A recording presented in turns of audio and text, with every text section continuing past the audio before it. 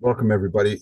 Today we're going to be working on Unit 4. We're going to start by talking about some of the important concepts for Unit 4. You can see the main topics right at the top of the unit here. So we're going to talk about what is big data.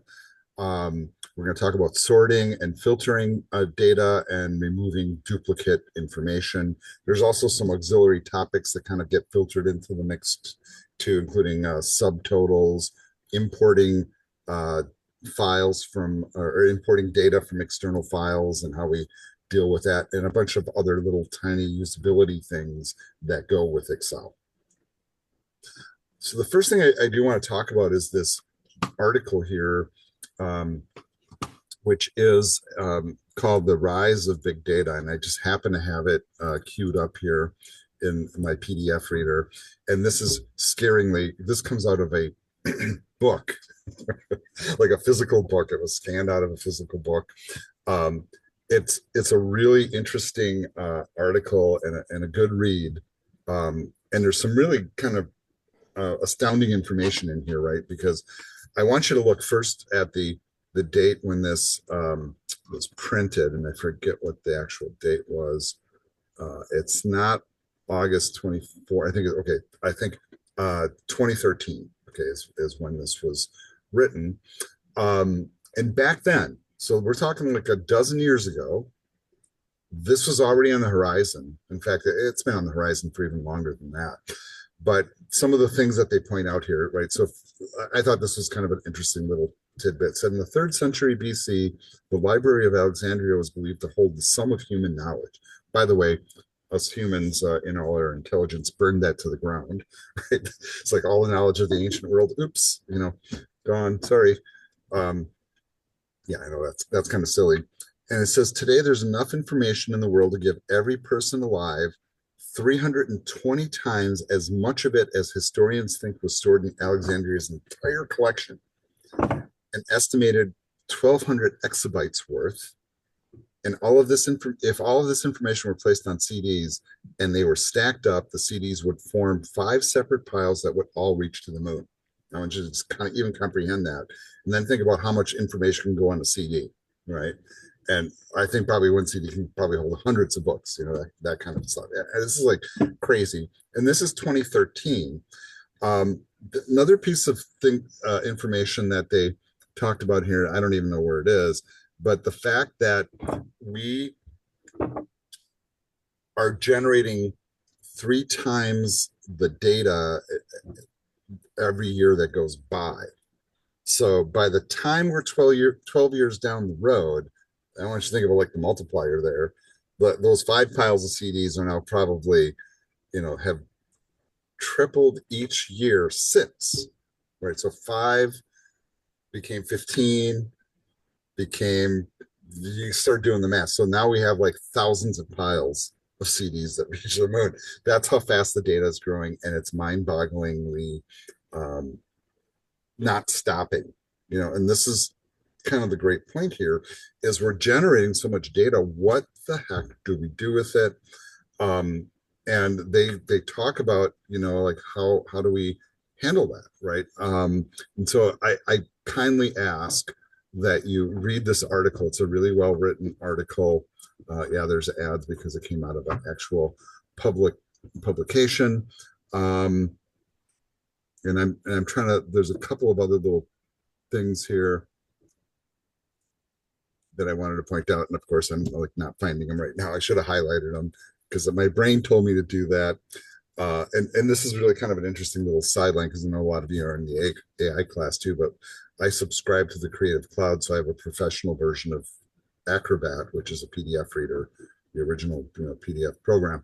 And it's got an AI assistant in there, and I queued up the AI assistant and I asked it to highlight all the important stuff in the article, and then it came back and said, no, I have to look, that's an additional subscription. So I tasked the AI, and yeah, precisely, I should have put it in Chat GPT and had Chat GPT do it for me. There is a mind-boggling amount of data that we are contending with. All right, so please read that article. It's a really good read. It doesn't really take that long, and then who knows, you might learn something. Right. All right. I have a little link here, and this is just kind of interesting. And this is one that Christopher had thrown in when we were building the course. If you ever sell your car, make sure to wipe your data out of your car. It's kind of like if you sell your computer, you should like reformat your hard drive or reload Windows or whatever. But I'm going to go to this video here, which is in LinkedIn Learning. So this is going to come up as a video, and I am initially going to pause it, and I'm going to make it larger. And I think that what I have to do really is I probably have to pause my recording because I really don't want this. It's kind of like it's a bunch of copyright issues putting it on YouTube. But um, suffice it to say that this video does have a transcript, and I'm just going to kind of flash it up on the screen here really quickly. So if anybody is like watching this on YouTube, they can kind of read this and pause it and whatever. All right, so that's the information that's about to be presented. I am pausing the recording. All right, so the next thing that we're going to do is we watched a couple of videos here, kind of give us some background on big data and how to import data from a file. And in this video that we watched here from LinkedIn Learning, we learned that it's possible with Excel. I'm just going to go ahead and create a blank workbook here, that I can pull in information from external files. So for example, if I go to the data tab in Excel, I want you to notice that there's all these little options, and some options are really common. So for example, there's very typical formats for data out in the world, and that comes often from much more basic tools than we think about. So like when we're working with tabular data, like we're already used to, and just for the sake of example here, I'm going to open up the payroll thing that we were just working on with like employees, for example. I'm just going to use this as an example. But this particular tab of information is rows and columns, right? So we've kind of are getting comfortable with this. The first row is basically my headers, right?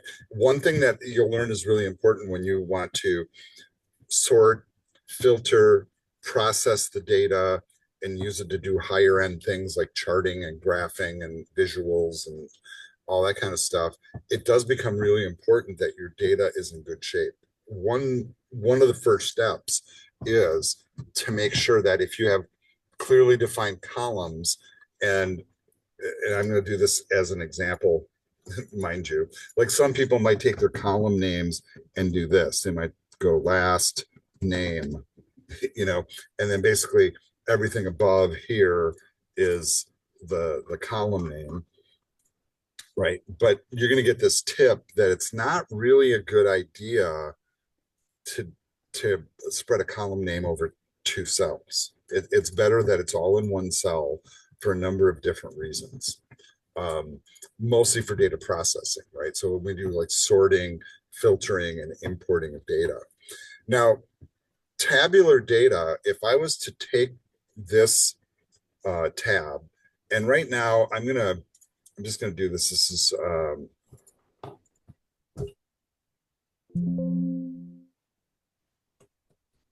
just calling it an example. I'm gonna get rid of this sheet here. So if you guys noticed how I did that, I'm just right clicking and selected delete, and I got rid of that tab. I don't need that one.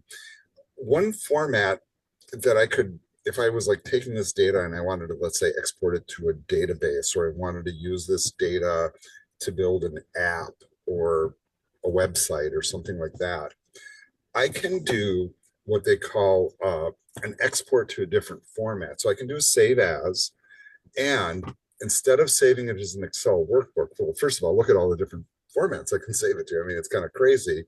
But I want to save it as a CSV file, which, by the way, stands for comma separated value. Right now, this is going in my downloads folder. That's a horrible spot to put it, so I should probably maybe throw it on my desktop or something, somewhere where I can find it easily. So I'm going to go ahead and save it there on my desktop.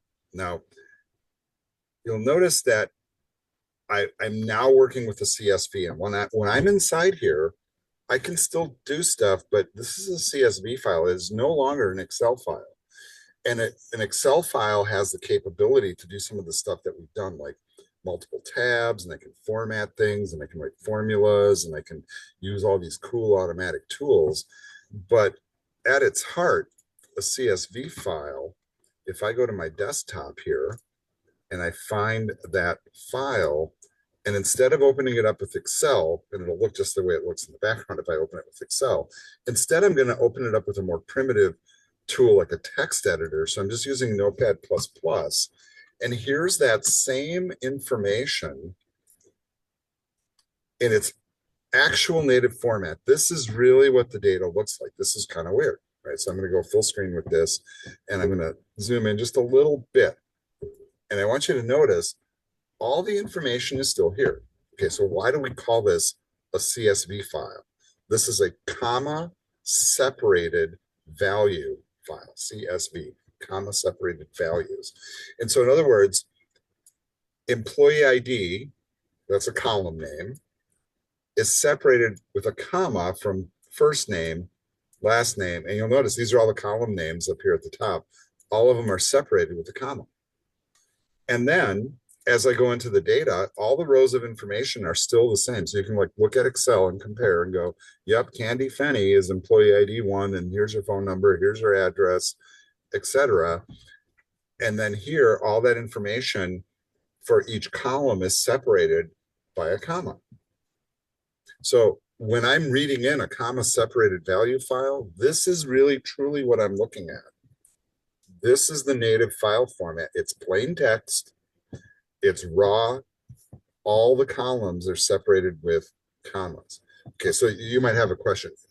And the question might be, because some of you might know this already, that is that the only thing I can use as a separator? Could I use a dash, or could I use a something? Yeah, you can actually use different things for separators.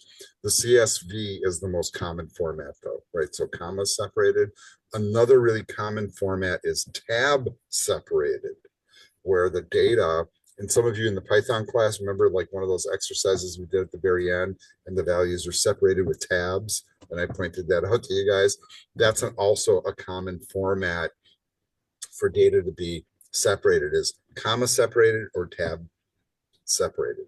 So if I were to take this file, and now that I've turned it into a CSV, mind you, right, I'm going to actually close this here, and I have a new spreadsheet here again. And now I'm just going to show you that you can go to your data tab, and you can get data, and you can pull up the same menus the guy was showing in the videos, right? So I can pull from all these different data formats. So from text or a CSV file, and any of these other formats. But I want you to look really carefully at this menu, because this is a really powerful menu. I can also pull it in directly from databases. Look at all the different database systems you can pull from Azure, which is Microsoft's cloud platform. Yep, and some of this is like, like huge big data structures, by the way. From the Power Platform. So if you use Power BI, you can pull stuff from there, or from data flows inside of like SharePoint and stuff. You can pull from SharePoint, Exchange, et cetera, et cetera, et cetera, other systems. And the list goes on and on and on. And look at this crazy one from a picture. So you might have a picture of data, and Excel can import that too. Well, this is some crazy, crazy stuff, right? When you do the import and you use this approach, right, and it should pull up the tool, right? So it should prompt me. Let's wait for it to pop up. There we go. So I am going to go to my desktop, and I have my CSV example, and I'm going to go ahead and hit import. And then it should pull up, and and this is like the light version, right? So if you remember the video, they were showing the Power Query editor, right? And that's kind of like the light, this is the light version of that, but they're showing me a preview of the information.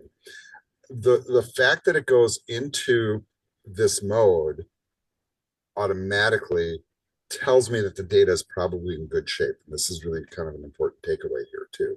So if you're pulling in data and it's in this format, and it's not like throwing me right into the query editor like in that video, that means I probably don't have blank rows, that all the columns and rows are consistent, and then I have a good data set.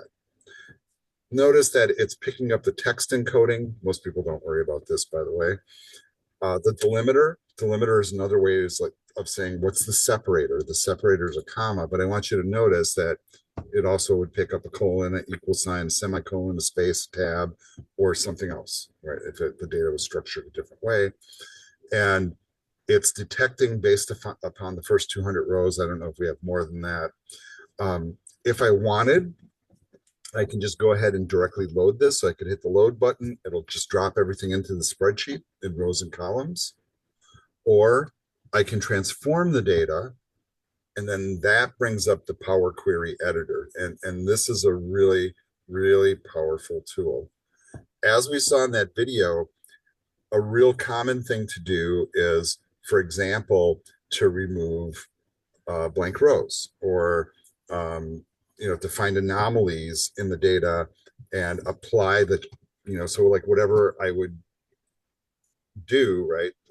So for example, remove blank rows. If I did that, it would complete the action. It would list the action here as what was applied. And then once I'm ready, then I can go ahead and click the close and load button, and it will load the data in here. And notice all the stuff it did automatically, right? So not only did it grab the data, it striped the table so I could see the rows and columns easily. It also turned on some other tools, including the filters. So the filters like automatically turned on, and we'll talk about how to do that manually too. And filters are a really important tool. So for example, if I wanted to, I'm trying to think of like something that would make sense here. I think everybody here is probably working for Aspen Falls, right? But it looks like we have people in different zip codes. So if I click the zip code filter, you'll notice that basically people are in 2 different zip codes here. So I can select all, that's what's available now. So I can see all of them, right? Or if I just want to see stuff from a certain zip code, I just click that zip code, and then now I'm only seeing that zip code. All the other columns are obscured. You can tell the filter is applied because the little filter icon's in place. And of course, I can go back to where I was, right? All right, so you can do all sorts of like filtering like this to find certain, pieces of information. Maybe a good filter for this data would be, for example, who are all the administration people? Okay, well, there it is. Or who are the people that work in the engineering department? Right, so this is why these filters are useful. Now, the filters, this is kind of a roundabout way to get into it, because we did the import, and all the filters for every column were automatically turned on. That's not normal, by the way. Right. So what I'm going to do here is I'm actually going to close this. I'm not even going to save it, right? But I'm going to go back into Excel, and I want to demonstrate something else. So for example, when I create a new spreadsheet and I feed in a CSV file, it goes through its import process and adds a bunch of stuff automatically. However, Excel typically in most operating systems is associated with CSV files. So you can see like even my icon here in my file manager, this has a .csv extension on it, and it's automatically associated with Excel. And by double clicking that, it will directly open up into Excel in rows and columns. It's still, I want you to be mindful here, it's still a comma separated value file.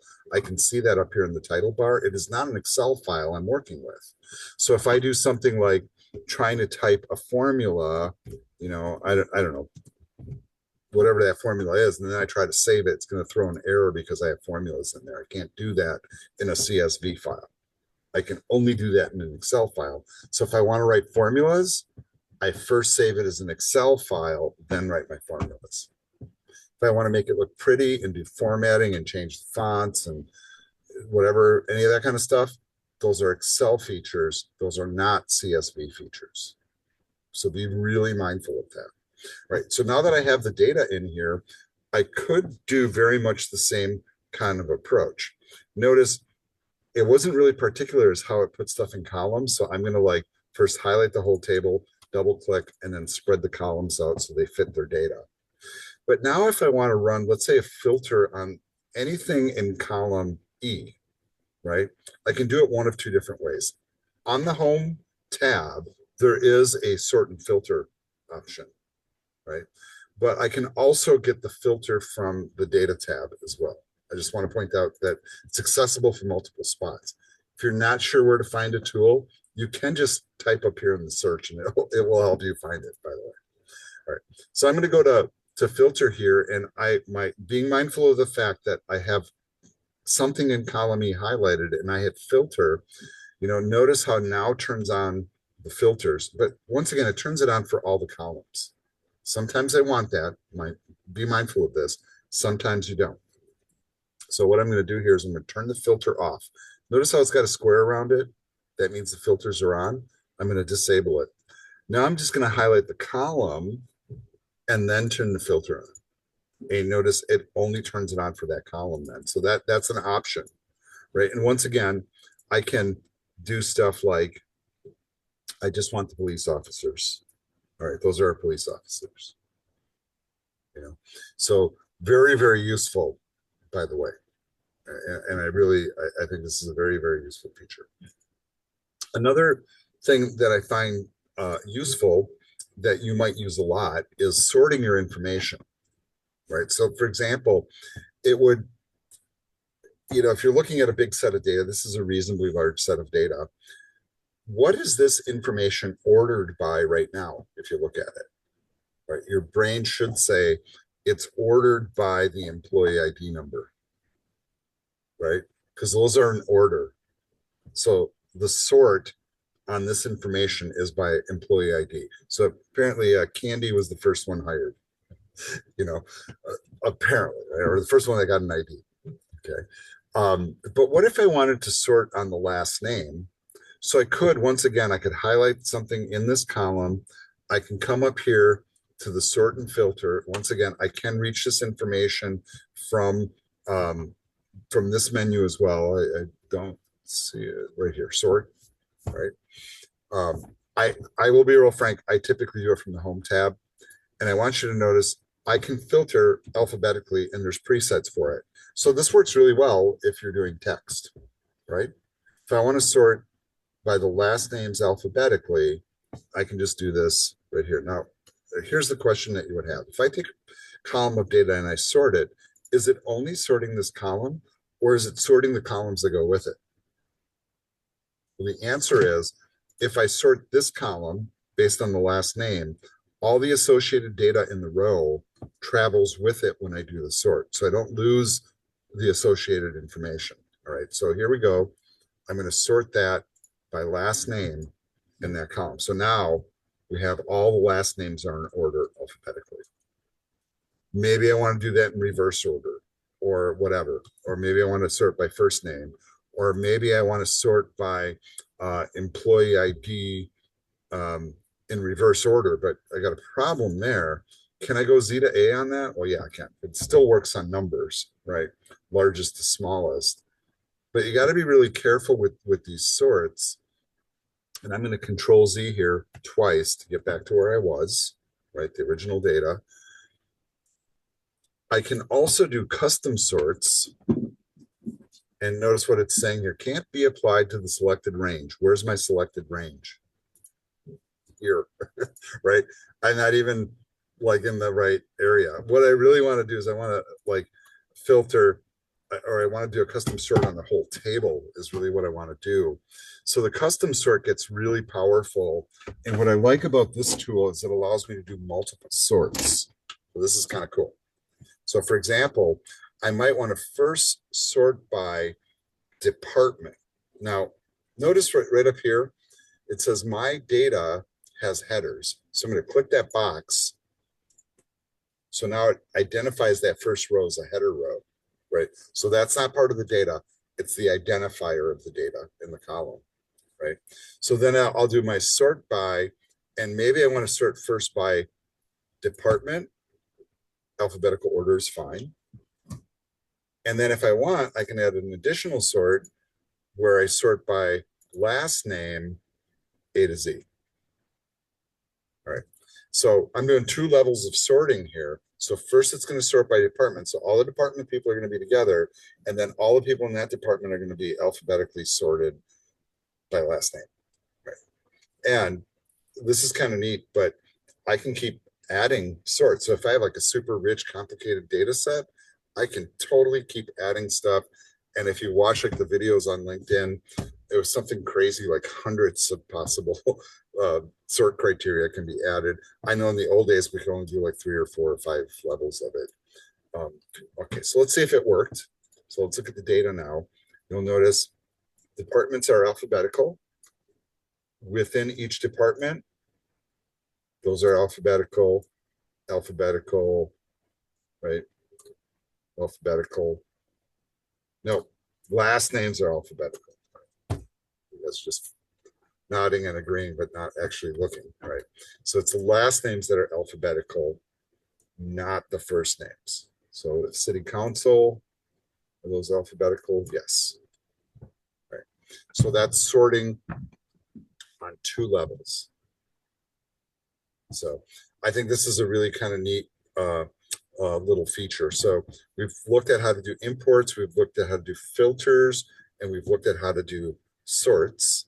The other thing that also can be helpful, this is not really a good data set for this, but there is also on the data tab, and this is one where I'm going to task you to watch the videos that the guy provided. There's these subtotal tools. So like if I was dealing with sales figures by department, I could run the subtotal tool, so I could filter by department or sort by department and then do subtotals by department, and it would provide that information. I would task you to watch the videos on that because it's not a super huge part of our homework. But I think those main features are all very, very useful. Now, just kind of give you a couple more little examples here is I'm going to go ahead and I'm going to find an example here in my downloads folder.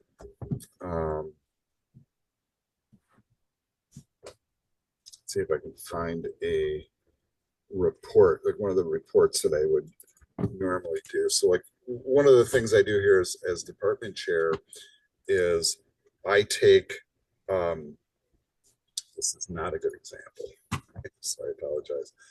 But I take these reports that I pull off of one of our database systems that shows all the IT courses. And here's the data in its raw format. All right. So, and I'm using this on purpose because this data is very rich in information, but means not a lot to most people, right? When they look at it, they would look at it and go, oh, what is this all about? You know, the first thing that, I'll have you notice is what's in this table is basically a dump from a query in a database. So I go into this database system, I say I need all the IT classes with these program prefixes, which are 107, 150, 151, etc. Right? All of you in the data program, we're way at the bottom. We're in the 156 range. So these are all the data courses offered in the semester, right? And you'll notice that for each course that's entered, there's a synonym number that gets actual database ID for the semester. Then there's the course number, the course name, some A thing, right? And this is what we call the method of instruction. So whatever, relevant to you guys, and all this other like weird stuff. And then ultimately, how many credits, how many lecture and lab hours for the semester. But you notice they can't put these 2 pieces of information in the same column. So they create a blank row that holds just basically that piece of information and then regurgitates starts and end dates, offering formats, who's teaching it, days, times, instructors, and all that.